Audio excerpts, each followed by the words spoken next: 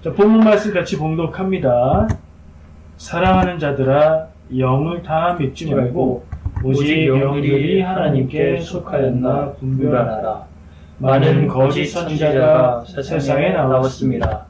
이로써 너희가 하나님의 영을 알지니 곧 예수 그리스도께서 육체로 오신 것을 시인하는 영마다 하나님께 속한 것이요 예수를 시인하지 아니하는 영마다 하나님께 속한 것이 아니니 이것이 곧 적그리스도의 영이니라. 오리라 한 말을 너희가 들었거니와 지금 벌써 세상에 있느니라. 아멘. 자, 오늘 함께 읽은 이 본문 말씀으로 제목을 말씀 가운데 있는 글귀를 그냥 넣었어요. 영들이 하나님께 속하였나. 예, 제목은 여기까지 끊었고요. 뒤를 이어서 얘기하자면 영들이 하나님께 속하였나 분별하라. 이렇게 강조를 하면 좋겠지요. 세상 살면서 여러분 가장 중요하고 가장 힘든 것 무엇이 있을까요? 믿음에 대한 생각 말고 일반적으로 생각할 때 세상을 살아갈 때에 정말 중요하고 꼭 필요한데 쉽지 않은 일 많은 것이 생각나실 거예요. 여러분들은 무엇이 생각나셨나요? 제가 얘기하는 건 뭐냐면 믿을 만한 사람을 알아보는 방법입니다. 우리가 누군가를 보고 이 사람은 믿을 만한 사람이다 알아볼 수 있고, 또 어떤 사람을 볼 때 이 사람은 겉으로 친절하고 굉장히 믿을 만한 것처럼 보이게 행동을 하지만 전혀 그렇지가 않다. 이걸 딱 아주 명확하게 정확하게 모든 사람을 알아볼 수 있다면 얼마나 좋을까요? 우리가 때로는 이걸 몰라서 나름대로 노력을 하는데 이 사람은 정말 믿을 만하다. 내 모든 것을 다 말해주고 맡겨도 되겠다 해서 맡겼는데 나를 속이고 그러는 경우를 겪으면 곤란하고요. 그리고 이 사람은 이렇게 관심도 없는 것 같고 나한테 마음이 없나 보다 하고 생각했는데 어느 날 이 사람이 나를 정말 진심으로 대하며 나를 귀하게 여기고 있다는 것을 알게 될 때 당황하게 될 수 있죠. 혹시 그런 경험들이 있으셨습니까? 이걸 잘 알면 우리는 사기를 당하지 않을 수 있죠. 나를 속이려고 하는 사람이 나를 속이려고 하는구나 딱 알면 안 속을 수 있잖아요. 그리고 정말 나를 진심으로 위하는 사람의 마음을 내가 알아서 그 사람의 마음을 받고 그 사람을 믿고 의지하고 또 그 사람에게 사랑의 마음을 줄 수 있다면 좋겠죠. 근데 이게 어렵단 말이에요. 여러분 나름대로 방법이 있겠죠? 어떻게 하고 계십니까? 사람을 보는 눈이 없다. 내가 평소에 사람을 정말 사람의 진심을 잘 모른다. 지나서 보면 믿었던 사람은 나를 속이고 무시했던 사람이 나를 진심으로 위하고 있었다. 이런 경험이 있으시다면 할 수 없어요. 그걸 모른다면 일단은 의심하면 됩니다. 일단은 나에게 잘 해주는 사람이건 친하게 대하는 사람이건 뚱하게 대하는 사람이건 일단은 경계를 하고 거리를 두고 의심의 눈초리로 보면 속지는 않겠죠. 근데 인생이 엄청 피곤해지고 갑니다. 마음도 참 각박하겠죠. 사람의 말투, 말하는 것을 보고 우리는 판단하기도 합니다. 말하는 것만 가지고 알 수 없어서 말할 때 표정을 보고 판단하기도 하죠.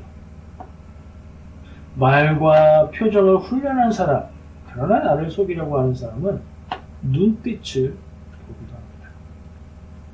말이 아니고 행동을 보고, 말은 정말 잘하는데 행동하는 게 뭔가 조금 끔찍하다. 그러면 의심해 봐야 되는 거죠. 더 깊이 가서는 이 모든 것들의 합격점, 믿을 만한 사람 같은데 어떤 특정한 일, 특별히 그 사람의 이익에 관계되는 일 앞에서 어떻게 반응하는가, 이런 걸 보면 사람의 속마음을 조금이나마 들여다 볼 수 있습니다. 근데 이게 쉬운 일이 아니에요. 훈련받은 사람도 전문가도 장담할 수 없는 게 사람의 마음속을 아는 일이죠. 그래서 우리나라 속담에도 한 10길 물속은 알아도 한 길 사람 속은 모른다. 이런 말을 하는 거예요. 그럼에도 불구하고 가장 확실한 한 가지 방법이 있다면 무엇일까요? 제 생각에는 긴 시간을 갖고 지켜보는 겁니다. 만나자마자 첫인상을 가지고 사람을 판단하지 않는 거죠. 좋게도 보지 않고 나쁘게도 보지 않는 거예요. 그리고 그 사람과 함께 만나는 시간과 경험들을 통해서 그 사람들에 대해서 이렇게도 저렇게도 검토하면서 생각해 볼 수 있는 거예요. 사람이 할 수 있는 사람을 판별하고 분별하는 가장 확실한 방법이 아마도 이거일 것 같아요. 시간을 두고 지켜보고 그 시간이 길어질수록 그 사람의 진가를 더 확실하게 알 수 있을 것 같아요. 저 개인적으로 사용하는 방법이 있는데요. 보통은 사람들이 다 누구를 속이려고 살지 않잖아요. 보통은 그냥 보통으로 대하면 되는데 경계해야 될 사람이 있다. 그런 유형을 우리가 알면 미리 조심할 수 있는데요. 저는 처음 만났을 때부터 보통 이상으로, 필요 이상으로 친밀한 것을 과하게 표현하는 사람을 경계합니다. 이런 사람도 있어요. 남자들끼리 만났는데 만나자마자 인상 좋으시네요. 뭐 이렇게 말을 하면서 나이를 묻고 나이가 자기가 위면 동생 이러고 자기가 아래면 형님 만난 지 얼마 안 됐는데 이런 사람이 있어요. 저는 그런 사람들 일단은 경계합니다. 적당하지 않은 것 이상으로 친밀감을 표현하는 건 관계를 빨리 만들어서 뭔가를 얻으려고 하는 그런 가능성이 많거든요. 근데 뭐 아닐 수도 있어요. 그 사람의 성격이 착하고 진실한데 원래 좀 그런 사람일 수도 있긴 있어요. 그럴 때는 이제 오랜 시간 지켜보게 되면 그 사람의 속마음을 어느 정도는 알 수 있게 되겠죠. 자, 오늘 성경 말씀이, 본문 말씀이 영을 분별하라고 해서 이런 생각을 하면서 시작해 보았습니다. 영을 분별한다? 이 말의 분위기가 좀 무섭고 어렵고 대단한 것처럼 느껴지는, 보통 사람들은 잘 못할 것처럼 느껴지는 그런 분위기를 표현하고 있는데요. 왜냐하면 우리는 영 분별을 잘 모르기 때문에 그래요. 그죠? 그래서 뭐 특별한 건가 보다 이렇게 생각하는데 그런 게 아니에요. 요한은 편지를 쓰면서 성도들에게 영을 분별하라고, 성도들에게 영을 분별하라고 얘기하고 있는 거예요. 특별한 사람들에게 영을 분별하라고 하는 게 아니라 성도들에게 영을 분별해야 된다라고 얘기하고 있는 거예요. 그러니까 우리가 할 수 있다고 생각하고 얘기하고 있다. 이렇게 생각해도 돼요. 자, 영 분별이라는 게 뭘까요? 영을 분별하는 거죠. 분별은, 이건 뭐 쉬운 것부터 해보자고요. 분별은 정체를 아는 거예요. 영은요. 자, 그럼 영 분별은 영의 정체를 아는 건데 영은 무엇일까?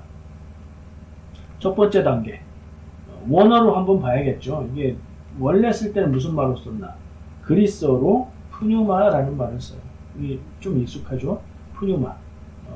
영을 얘기하는 말이에요. 우리가 흔히 알고 있는 영혼을 얘기하는 그런 말이에요. 바람이라는 뜻입니다. 원래는. 이것은 히브리어의 루아흐라는 말과 같은 말이에요. 그 히브리어 구약 성경에서는 이 말을 루아, 히브리어로 그렇게 말을 했고요. 그 역시 바람이라는 뜻이고요. 근데 이게 바람, 영, 이 뜻만 있는 게 아니고 바람으로도 번역되기도 합니다. 그리고 호흡으로 번역되기도 해요. 바람과 호흡은 공기가 움직이는 것, 숨이 움직이는 것이니까 연결되죠.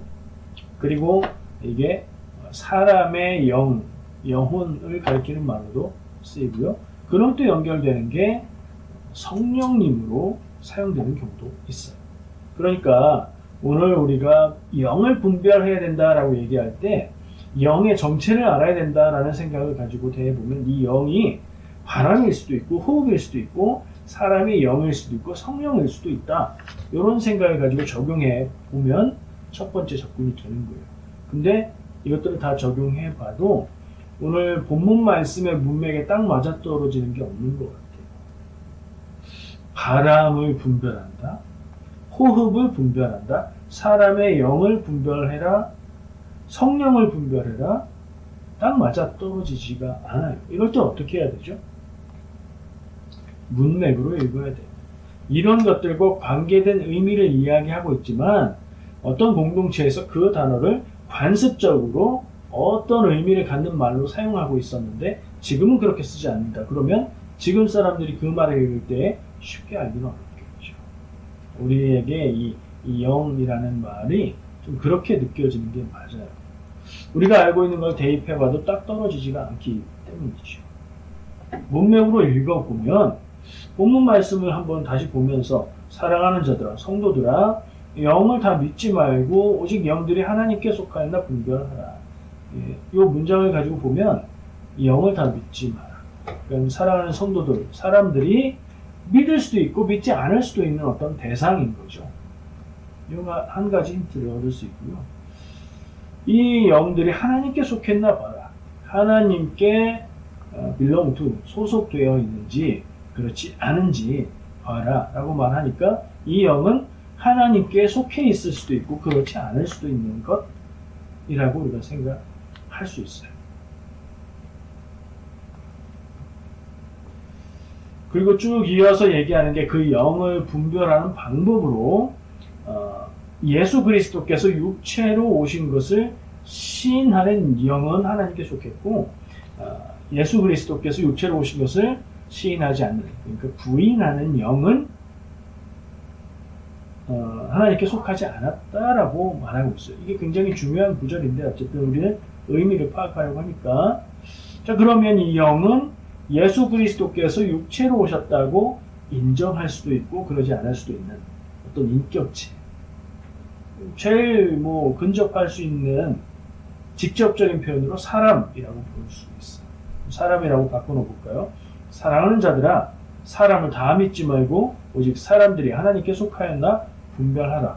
말이 매끄럽게 잘 연결되는 것 같고 일단은 맞는 것 같아요. 그러니까 어떤 사람들을 다 믿지 말아라.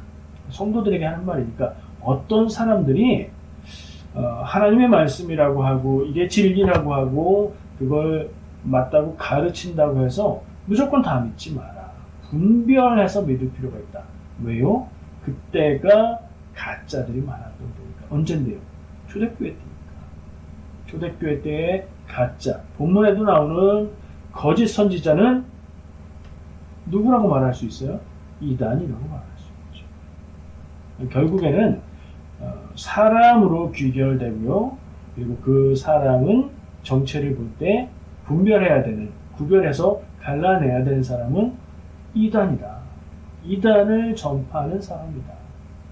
조심하라고 얘기하고 있으니 딱 봐도 이단인 사람이 아니라 정말 그럴듯하고 정말 진짜 같고 정말 하나님의 말씀을 하는 것처럼 하는 이단 혹은 이단적인 가르침, 사람이 될 수도 있고 그 주장과 가르침이 될 수도 있는 거죠.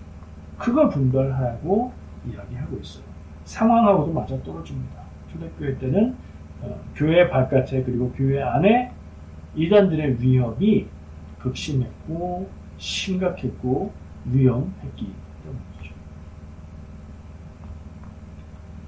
때문이죠. 이런 식으로 이해를 해보면 잘못된 믿음, 이단이니까요. 잘못된 가르침이라는 말로도 이 영을 바꾸어서 이해할 수 있어요. 저는 아까 사람이라고 해서 말을 넣어봤지만 내용상으로 잘못된 가르침, 잘못된 믿음이라고 볼 수 있는 거죠. 그걸 우리가 분별해야 된다라고 성도들에게 이야기하고 있다는 거예요. 이 잘못된 믿음, 잘못된 가르침을 더 쉬운 말로, 직접적인 말로 바꾸면 그게 이단인 거죠.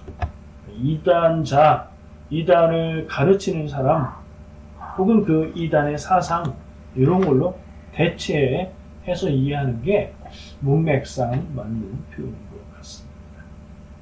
곧 교회와 대립하고 혹은 교회 안에서 혼란을 일으키는 이단의 위협에 대해서 성도들에게 다 믿지 말고 분별하라. 성도들도 바보가 아니고 이성을 가진 사람들인데 이게 하나님의 말씀이야 라고 말하고 이걸 믿어야 돼 라고 말한다고 해서 다 믿겠어요? 조금 이상하면 안 믿겠죠. 경계하라는 건 뭘까요? 그럴듯하고 진짜 같은데 실상은 가짜인 것을 조심하라는 얘기인 겁니다. 자, 아까 얼핏 얘기했는데 확인하는 방법을 제시해주고 있어요. 어떻게 하라고요? 그 영이 하나님께 속했나 그렇지 않은가를 기준으로 판단해야 되는데 그 방법이 뭐였죠? 예수가 육체로 오셨음을 인정하느냐 그렇지 않느냐. 이게 무슨 문제일까요? 다른 것들은 다 놔두고 이거 하나가 가장 중요한데 예수 그리스도께서 육체로 오셨느냐 그렇지 않느냐. 예수 그리스도께서 육체로 오셨다. 사람으로 태어나셨다라고 인정하면 그게 하나님께 속한 바른 믿음이고 예수 그리스도가 하나님이시고 하나님의 아들이신데 사람으로 오신 게 아니야. 그렇게 보였을 뿐 실상은 사람으로 오신 건 아니야 라고 다르게 말하면 그건 이단이라고 얘기하는 거예요. 이 말이 그냥 말 그대로 맞아요. 초대교회 시대에 가장 큰 이단들의 큰 문제점은 기독론이었고 예수님이 어떤 분인가에 대한 문제. 그리고 예수님이 사람으로 태어나신 것이 아니라고 얘기했던 그런 잘못된 가르침들이 많이 있었습니다. 그래서 그 부분을 집중하는 거예요. 자, 그러면 지금의 이단은 우리 이 말씀을 그렇게 알아들었으니 적용해봐야죠. 우리도 지금 우리가 알고 있는 대표적인 이단들을 이 기준으로 판단해 볼까요? 예수 그리스도께서 사람으로 나셨다는 것을 부인하는 이단 혹은 인정하는 이단이 있을까요? 있는 것 같아요.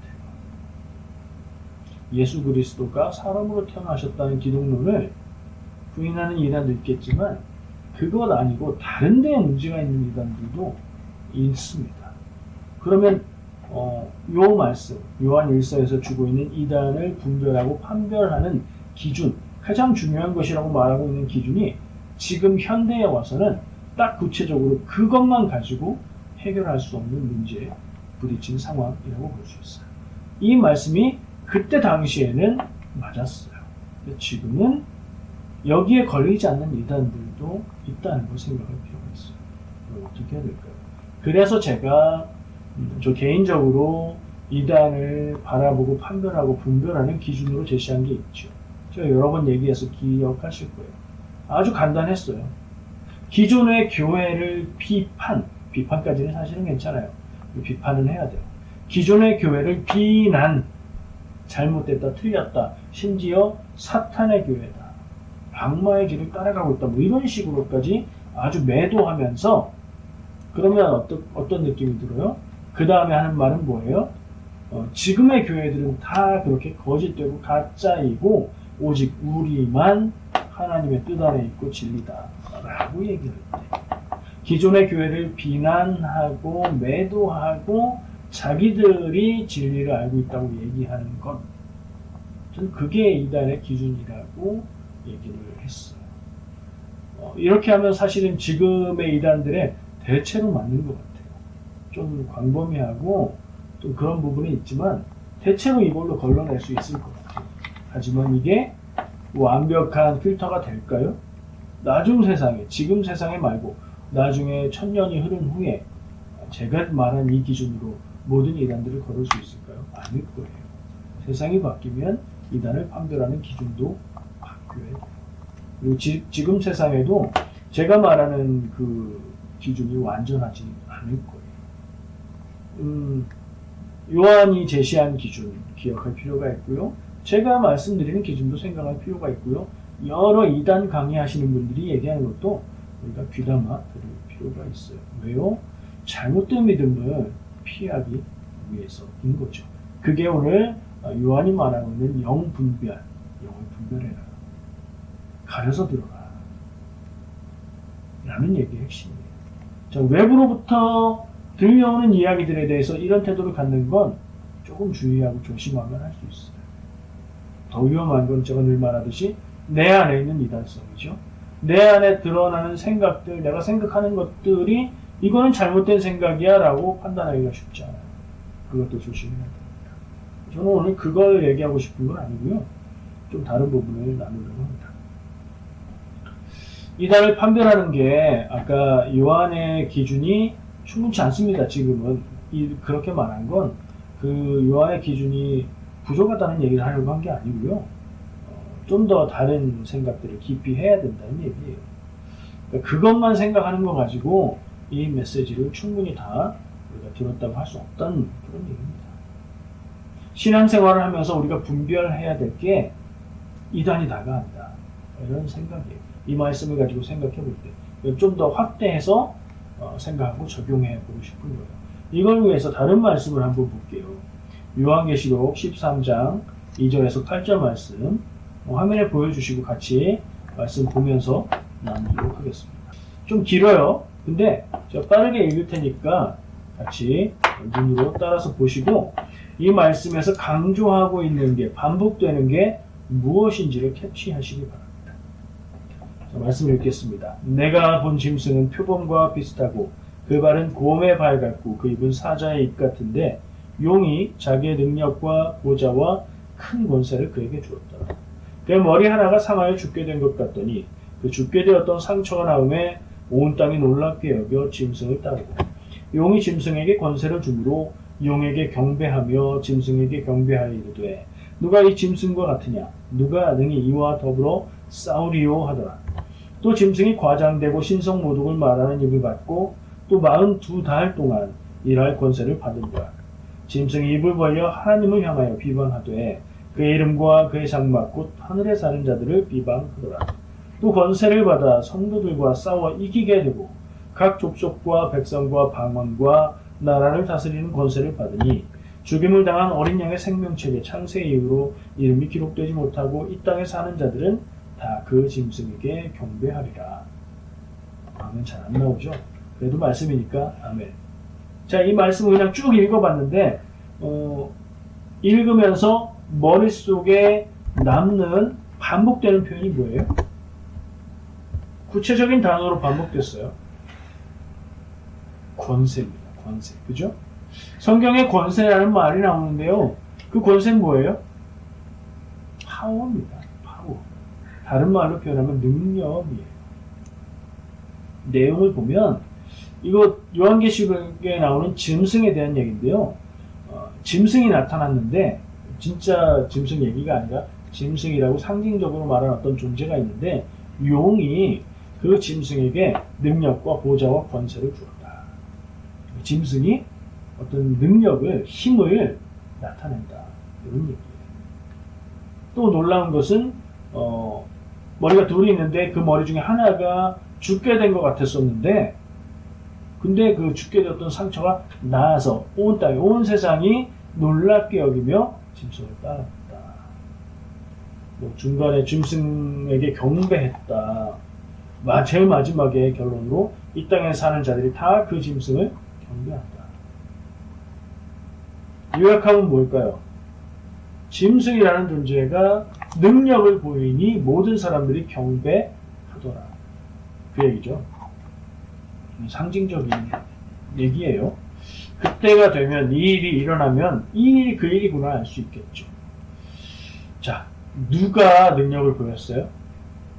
짐승이 용에게 받은 권세와 능력을 가졌고 그걸 보였어요. 죽을 줄 알았는데 싹 치유되고 살아나 버렸어요. 그랬더니 사람들이 놀라고 경배하고 인정하고 따르고 이랬다고 얘기합니다. 근데 짐승과 짐승에게 힘을 줬던 용은 사탄이고 적그리스도잖아요. 우리가 다 알듯이. 하나님을 대적하는 세력인데 그들이 뭘 가졌다고요? 능력과 권세와 놀라운 일들을 보여줬다는 거예요. 자, 굉장히 중요한 사실입니다.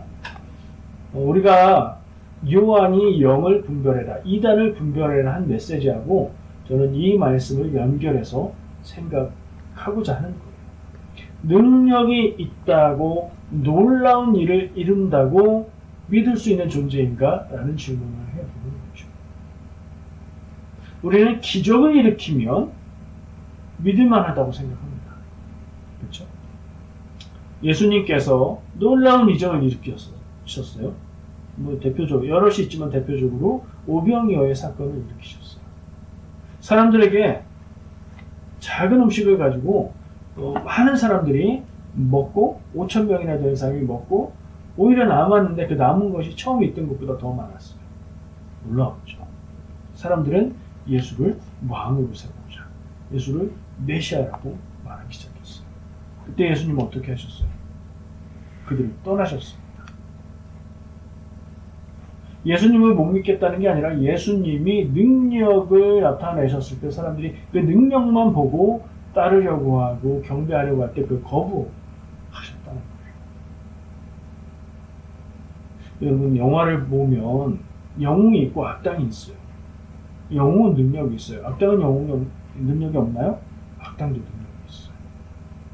요한계시록에서 예수님은 사람들을 미혹해하는, 사람들을 헷갈리게 하고 속이려고 하는 그 존재, 사단의 존재와 적그리스도의 세력이 능력을 나타낼 것이라고 말씀해주고 있는 거예요. 아는 것이 많다고 해서 내가 대화를 해보니까 나보다 아는 게 훨씬 많아. 그럼 그 사람을 전적으로 믿을 수 있을까요? 아니에요. 나보다 조금 더 아는 것이 뿐일 수 있고요. 혹은 나보다 더 아는 것이 아닌데 아는 척을 하는 것일 수도 있어요. 여러분, 놀라운 능력이 있다고 그 사람을 전적으로 믿을 수 있을까요? 만약에 마술사가 놀라운 능력처럼 보이는 모습들을 막 보여줬어요. 아무리 봐도 이건 속임수라고 볼 수가 없어요. 그러나 속임수일 때 그 사람이 마법사이므로, 아니 마술사이므로, 마법사가 아니라 요술이 아니라 마술일 때 경배하고 따르고 막 그러나요? 아니죠. 그냥 흥겨워하고 재밌어하고 놀랄 뿐인 거예요. 그의 기술을 칭찬할 뿐인 거죠.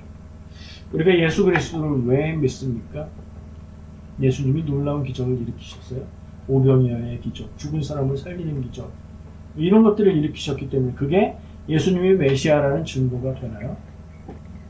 아니요. 성경에도 능력을 드러냈던 다른 사람들도 있었고요. 세상에도 예수님 아니신데 정말 놀라운 능력과 통찰과 그런 모습을 보이는 사람들도 있어요. 가짜도 있고 진짜도. 다 믿고 경배할 대상 아니죠. 아까 말한 대로 오병이어의 이적 뒤에 사람들이 예수님을 경배하고자 했을 때 예수님은 그들을 떠나셨고요. 예수님이 예루살렘 성에 들어가셔서 사람들이 그를 메시아로 환영하면서 그들이 기대했던 메시아로서 왕이 되어서 로마의 권력을 물리치고 이스라엘을 굳건하게 세우기를 바랬지만 예수님은 그들의 기대를 거부하고 십자가 죽음의 길을 가셨어요. 예수님이 정말 능력이 있기 때문에 우리의 구세주가 되고 믿을 만한 분, 믿어야 되는 분이라면 십자가 죽으심의 길을 가는 예수님은 믿을 수 없는 분이죠. 그렇지 않은가요? 능력이 있다고 옳은 게 아닙니다. 능력이 있는 것과 옳은 것은 달라요. 능력이 있으면서 옳을 수도 있고 능력은 있지만 옳지 않을 수도 있고 능력이 없어도 옳을 수도 있는 거예요. 능력은 능력이고 진리는 진리입니다. 헷갈리면 안 돼요. 근데 우리는 이걸 알면서도 일상적으로 내 능력과 나의 지식을 뛰어넘는 누군가를 보면 경외감을 갖게 되고 전적으로 믿게 되고 막 의지하게 되고 그런 속성이 있어요. 사람에게 연약하고 어리석은 속성입니다. 그래서 속는 거예요. 그래서 이단에 빠지는 거예요. 세상은 어떻습니까? 세상은 힘이 있는 사람이 득세하지요. 외모가 곧 돈이고 권력이지요. 그게 현실이에요. 그렇지만 그것이 아무리 대단하고 영원할 것 같아도 영원히 가지 않습니다. 돈과 외모와 어떤 권력과 이런 것들이 최고인 것 같은 세상이지만 시대가 변하면 이것들은 또 그렇지 않게 변화될 겁니다. 그리스도인은 무엇을 따르는 사람인가요? 힘을 따르는 사람인가요? 더 많이 가지는 것을 추구하는 사람인가요? 대단한 인생을 추구하는 사람인가요? 아닙니다. 그리스도인은 진리를 따르는 사람이죠. 하나님의 뜻을 추구하는 사람입니다. 하나님의 뜻이 진리이고 완전한 능력이지만 사람들이 보기에 대단한 능력에 그치는 게 아니에요. 하나님의 능력은, 하나님의 사랑은 어디 있습니까? 예수 그리스도가 지신 십자가에 있습니다. 사람이 보기에는 어리석은 것이고 약한 것으로 보이지만 그것이 강해 보이는 것을 이기는, 그게 하나님의 능력이고 하나님의 진리의 길인 겁니다. 다 아는 일인데요. 그러나 우리의 일상에서 살아가는 경험 속에서는 힘 있는 것이 진리인 것처럼 느끼고 살아갈 때가 있고요. 심지어는 치킨이 진리라고 얘기도 하죠. 농담이 아니에요. 말 속에 생각이 들어있는 거예요. 그렇게 표현하는 세대는 맛있는 것을 숭배하는 시대에 있는 겁니다. 먹방이 유행을 하고요. TV에 온통 먹는 것만 나오죠. 더불어 건강에 대한 것도 우리의 숭배의 대상이 되고 있어요. 한국 TV에서 나오는 것, 건강 아니면 먹는 것이잖아요. 나도 잘 되고 싶고 성공하고 싶고 더 가지고 싶은 마음이 드는 것이 인지상정, 사람의 마음입니다. 그러나 그리스도인은 그걸 추구한다고요? 아니요. 그렇지 않다는 걸 우리가 기억해야 됩니다. 이것이 우리 마음속에 있는 이단과 가까워질 수 있는, 이단이 손쉽게 이용할 수 있는 미끼가 되는 요소입니다. 그게 죄는 아니에요. 근데 죄로 넘어갈 수 있는 연약함이 될 수 있어요. 이것이 우리 안에 있어서 우리는 흔들립니다. 그죠? 왜 예수 믿는 사람은 뭐 양보만 해야 돼? 왜 예수 믿는 사람은 좋은 거 가지면 안 돼? 좋은 거 가지면서 성공하면서 예수 믿을 수 있잖아. 이런 생각들이 우리 마음에 들 수 있다는 말이죠. 우리 안에 이런 것들이 있어서, 이런 약점들이 있어서 이단적인 주장에도 솔깃하기도 한 겁니다. 그래서 우리가 이것을 분별하고 무엇을 따라 살아야 할 것인지를 생각하고 결단해야 하는 겁니다. 그래서 오늘 말씀과 같은 말씀들, 기회가 있을 때마다 우리가 나는 무엇을 따라 살아가고 있는가? 나는 무엇을 향해서 추구하며 살아가고 있는가를 짚어보고 결단해야 하는 겁니다.